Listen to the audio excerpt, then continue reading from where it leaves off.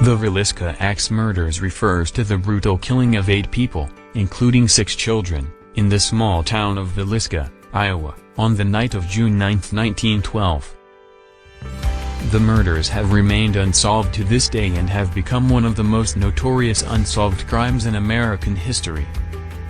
On the night of June 9, 1912, the Moore family, consisting of Josiah Moore, his wife Sarah, and their 4 children, along with 2 friends of their daughter, Ina and Lena Stillinger, were all brutally murdered in their home. The murderer used an axe found in the Moore's own backyard to bludgeon all 8 victims to death.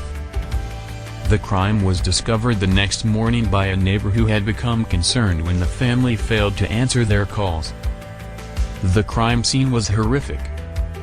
All 8 victims had been struck multiple times, and their faces were covered with a piece of clothing.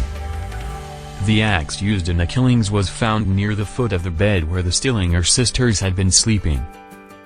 The killer had also attempted to clean up the scene, covering mirrors with cloth, and leaving a pile of bloody clothing at the foot of the bed where the Moores were sleeping. The investigation into the murders was chaotic from the start. Local authorities bungled the crime scene, allowing a crowd of over 100 people to trample through the house, contaminating evidence. Multiple suspects were identified over the years, including a traveling preacher and a state senator, but no one was ever charged with the crime.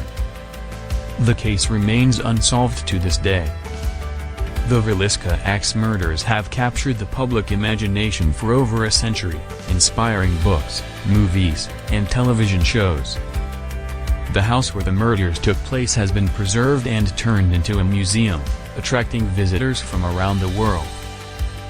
Despite the passage of time, the Villisca Axe Murders continue to haunt those who study the case, and the killer's identity remains a mystery.